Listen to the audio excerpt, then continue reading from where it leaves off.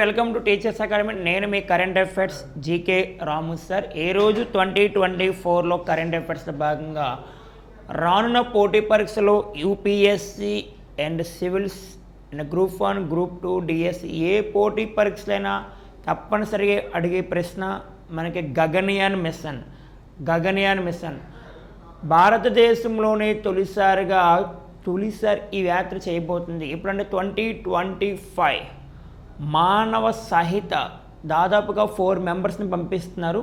ఈ గగనయాన్ యాత్ర కోసం దాదాపుగా రష్యా దేశంలో వారు ట్రైనింగ్ కూడా ఇవ్వడం జరిగింది. వారిని ఒక కమాండర్గా మార్చి వారికి శక్తివంతమైనగా మార్చి వారిని పంపిస్తున్నారు 2025లో.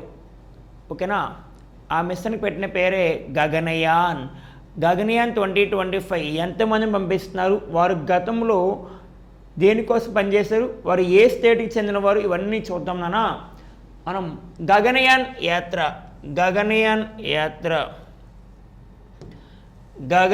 యాత్ర లేదా గగనయాన్ మిషన్ 2025 దీనికోసము రీసెంట్గా ఫిబ్రవరి ఈ మంత్లోనే మన దేశ ప్రధాని నరేంద్ర మోడీ గారు మన కేరళలోని వారి పేర్లను చెప్పడం జరిగింది, వారిని చూపించడం కూడా జరిగింది. ఇదిగో ఈ 4 మెంబర్స్ రేపు వచ్చే సంవత్సరం నెక్స్ట్ ఇయర్లో వారు గగనయాన్ యాత్రకు వారిని సెలెక్ట్ చేసాం అని చెప్పారు దేశ ప్రధాని. ఎక్కడంటే కేరళలో తిరువనంతపురము ఒక తుంబాలో ఉన్న VSSC Vikram Sarabhai space centre కేరళలో ఉంది. మన దేశ ప్రధాని నరేంద్ర మోడీ గారు వాళ్ళ పేర్లు కూడా చూపించారు, వారిని సెలెక్ట్ చేశారు. ఓకేనా? వీరిని ఈ 4 మెంబర్స్ని కూడా జిఎస్ఎల్వి మార్క్ 3 అనే రాకెట్ ద్వారా పంపిస్తున్నారమ్మా. GSLV mark 3 very very important. Gaganyaan యాత్రలో ఉపయోగించే రాకెట్ పేరు జిఎస్ఎల్వి మార్క్ 3 అని గుర్తుపెట్టుకోవాలి. దాదాపుగా వీళ్ళు ఒక 3 days అక్కడ ఉంటారు. 3 రోజుల పాటు అక్కడే ఉంటారు. 3 రోజుల పాటు ఉండటం జరుగుతుందని గుర్తుపెట్టుకోవాలి. 3 days అక్కడ ఉంటారు. ఓకేనా? 3 రోజుల పాటు యాత్ర జరుగుతుంది. అయితే వీళ్ళు దేనికి చెందినవారు? గతంలో వీళ్ళు మంచి ట్రైనింగ్ తీసుకున్నారు, రష్యాలో తీసుకున్నారు. దానికన్నా ముందే వీళ్ళు వాయుసేనలో అంటే ఎయిర్ ఫోర్స్ యుద్ధ విమానాలు నడిపే అనుభవం ఎంతో ఉంది వీళ్ళకి.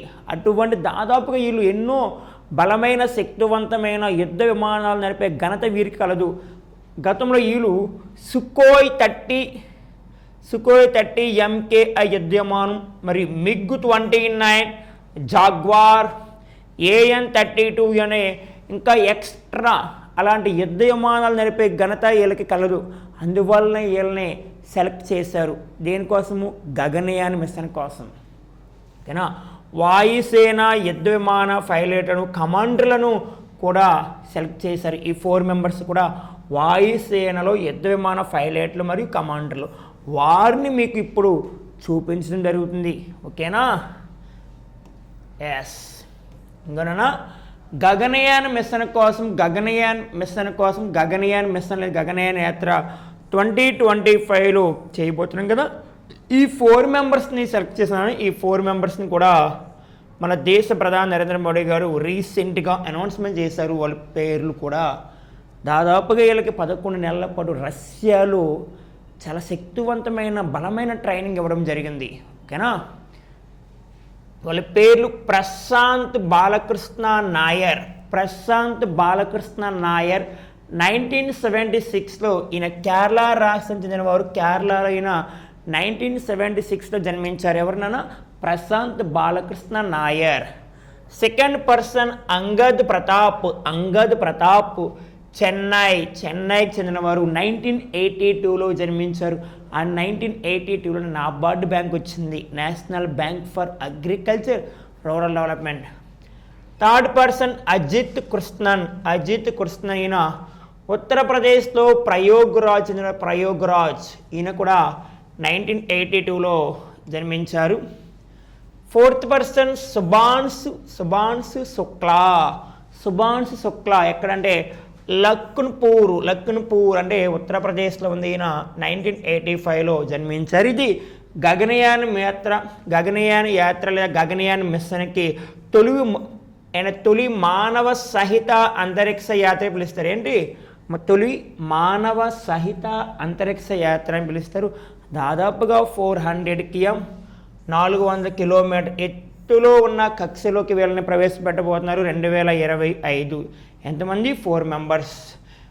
దాదాపుగా ఎన్ని రోజులు ఉంటారు? 3 రోజుల పాటు. చివరిగా GSLV Mark 3 మళ్ళీ తిరిగి వచ్చినప్పుడు ఈ రాకెట్ సముద్ర జలాల్లో కలుపుతారు. ఈ రాకెట్ని సముద్ర జలాల్లో కలుపుతారమ్మా. ఈ రాకెట్ని గుర్తుపెట్టుకోవాలి. చివరిసారిగా మరలా తిరిగి వచ్చినప్పుడు ఈ రాకెట్ని